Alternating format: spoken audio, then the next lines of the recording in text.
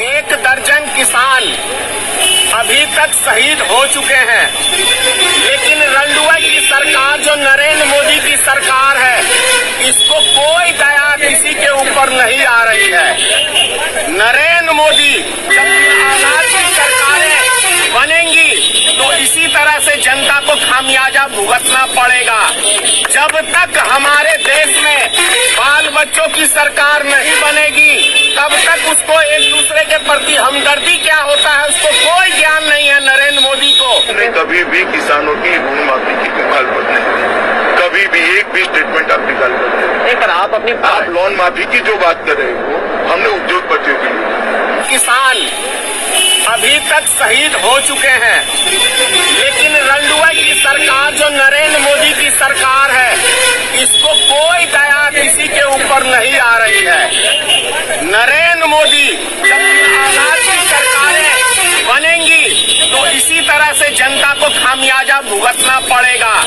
जब तक हमारे देश में बाल बच्चों की सरकार नहीं बनेगी, तब तक उसको एक दूसरे के प्रति हमदर्दी क्या होता है उसको कोई ज्ञान नहीं है नरेंद्र मोदी को कि सुख क्या है दुख क्या है। नरेंद्र मोदी आप देख रहे हैं कि जब किसान हड़ताल में है, दिल्ली को घेरे हुए हैं, तो नरेंद्र मोदी वाराणसी में जाके आप किस तरीके से त्योहार मना रहे थे, गंगा जी में घूम के आप लोग समझ सकते हैं कि नरेंद्र मोदी सरकार को कितनी चिंता है इस देश में आम आदमियों की, किसान की, गरीब मजदूरों की। इससे आप अंदाजा लगा सकते हैं।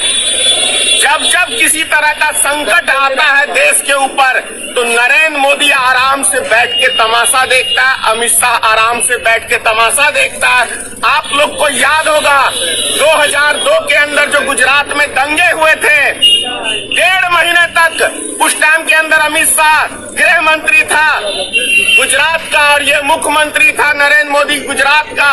1.5 महीने तक कत्लेआम रोड पे होता रहा और यही मोदी है और ये वही क्या कहते हैं अमित शाह है जो तमाशा देखता रहा। आज पूरे देश के अंदर किसान आंदोलन कर रहे हैं, लेकिन ये बैठ के तमाशा देख रहे हैं और हिटलर शाही की तरह अपनी बात को जबरन मनवाने का प्रयास कर रहे हैं। इसका हम लोग बहिष्कार करते हैं और इस सरकार से भारतीय मित्र पार्टी इस्तीफा मांगती है, क्योंकि देश को नर्क में दलदल में डुबोने का काम मोदी सरकार ने किया है।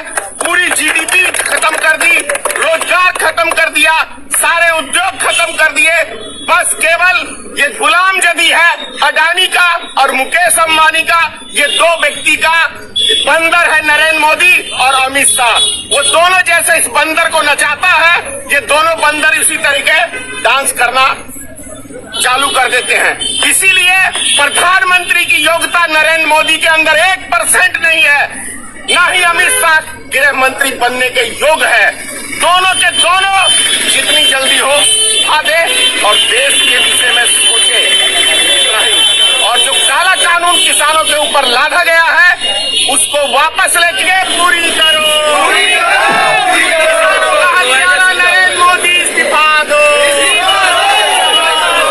नरेंद्र मोदी इस्तीफा दो।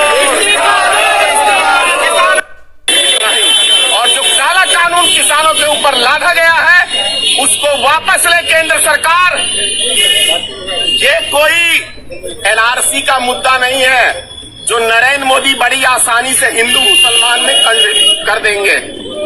ये देश के जो रीढ़ की हड्डी होती है किसान, देश का अन्नदाता किसान, ये उनका मुद्दा है।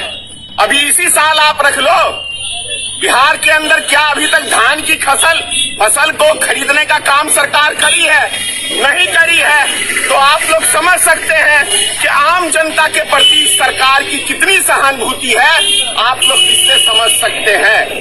पूरा देश कंगाल है और भारतीय जनता पार्टी का 5 स्टार होटल की तरह कार्यालय बन रहा है। पूरा देश कंगाल है, लेकिन नरेंद्र मोदी को चिंता है पार्लियामेंट निर्माण कराने का 10,000 करोड़ का।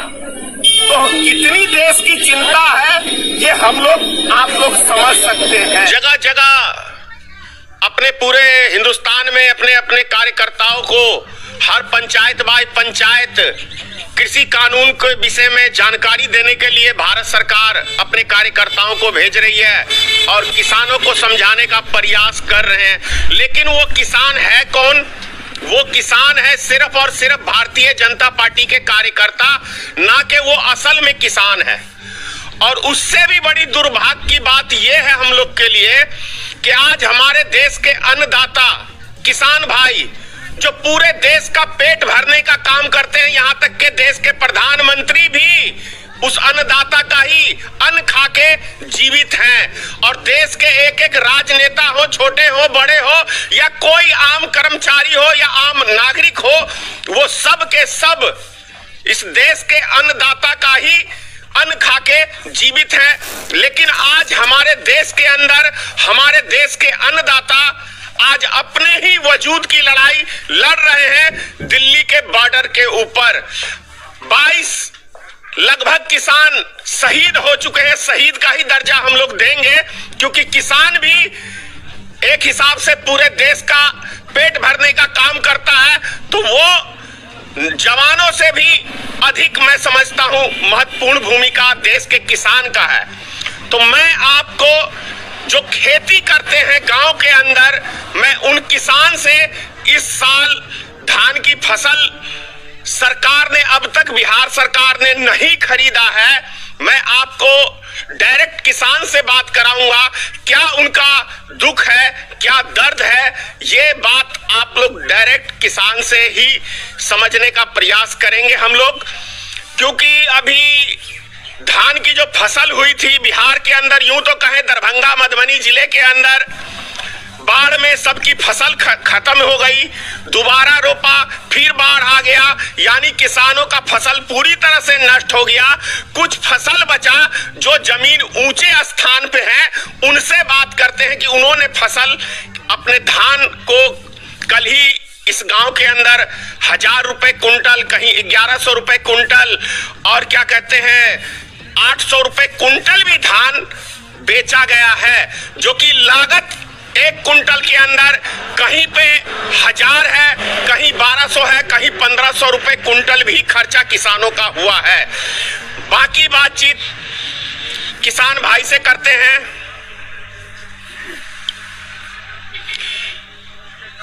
जी, क्या नाम हुआ आपका? रामविलास महतो।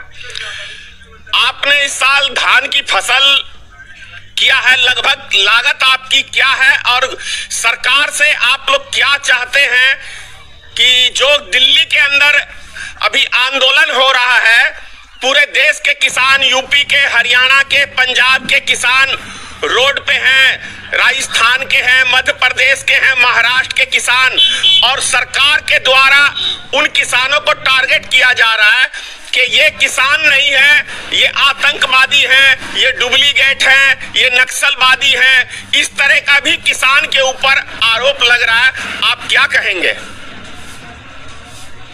हम लोगों का जो यहाँ बहुत मुश्किल से धान उगाए हैं, एक बार तो बाढ़ में चली गई, दूसरी बार मेहनत किए तो ऊपर वाले ज़मीन जो है उस पर उगाए, बहुत कठिन से खाद बीज वगैरह सब देते हुए लगभग 1300-1400 रुपया एकड़ पड़ा है। लेकिन उपज वही एक मन के हिसाब से कट्ठा का हिसाब पड़ा है, माने आ रहा है 1 कुंटल का एकड़ पड़ा है। अब समझिए 1 कुंटल बेचने पर हमको एकड़ हो गया 1 बीघा। आपको जानकारी दे दूं, 1 बीघा हो गया तो 1 बीघा बहुत जमीन होता है। आप कट्ठा का रेट बताइए कि 1 कट्ठा पे आपको क्या लागत पड़ा, और कट्ठा में लगभग क्या धान उपजता है या नहीं उपजता है? लगभग 800 रुपया कट्ठा पड़ता है। और धान की 1 मन कट्ठा पर उपजता है, तो उस हिसाब से हमको धान का कोई कीमतें नहीं। आप समझ सकते हैं कि रामविलास जी का कहना है कि 800 रुपए कट्ठा हमको लागत आता है, और इसकी भी कोई गारंटी नहीं है कि बाढ़ में फसल रहेगी या डूबेगी, इसकी कोई गारंटी नहीं है। और 1 मन कहते हैं 40 किलो अनाज को, तो यानी 40 किलो अनाज धान उपजाने के लिए 800 रुपए का खर्चा है, और बाजार में बिक रहा है कुंटल 1000 रुपए और 1100 रुपए 800 रुपए कुंटल दिया गया है। कोरोना का डर है, इसलिए शीतकालीन सत्र नहीं चलेगा। पूरे देश के कोने कोने में किसान आंदोलन चल रहा है। कहीं विपक्षी पार्टी सांसद में हंगामा न खड़ा करे, सवाल न पूछे, और मैं जवाब क्या दूंगा, मेरे पास तो कोई जवाब ही नहीं है। चौतरफा घिर चुके हैं मोदी जी चारों तरफ से। तो शॉर्टकट का रास्ता क्या है? हम सांसद ही नहीं चलाएंगे। यानी कि जैसे कोई औरत मुंह काला नहीं कर लेती है किसी कुकर्म से और उसके बाद मुंह छिपाए फिरती है, वही है भाजपा सरकार। सुप्रीम कोर्ट के जजमेंट के अनुसार हिंदू ये रिलीजन नहीं है, हिंदू ये वे ऑफ लाइफ है। आप रिलीजन में चले गए, हम सुप्रीम कोर्ट के जजमेंट के हिसाब से चलते हैं। सुप्रीम कोर्ट के जजमेंट के हिसाब से हिंदू ये वे ऑफ लाइफ है, और उसमें न बुद्ध को इतराज है न सिख को इतराज है। इतना ही नहीं, आज भी केरल में हमारे ईसाई संप्रदाय ऐसे हैं जो इसी प्रकार से जीवन जीते हैं। ये आप डिस्क्रिमिनेट करते हैं, हम नहीं करते। नहीं, मगर आपके मैनिफेस्टो में तो सिर्फ हिंदूज का रेफरेंस था। हम हिंदू रेफरेंस जो करते हैं वो सुप्रीम कोर्ट के जजमेंट के हिसाब से करते हैं, वे ऑफ लाइफ के रिलीजन के हिसाब से नहीं करते। So the reference to Hindus in the manifesto we don't believe that. हम मानने को तैयार नहीं, हिंदू रिलीजन हम मानने को तैयार नहीं है। जय जवान जय किसान इस सरकार का मंत्र है, मर जवान मर किसान।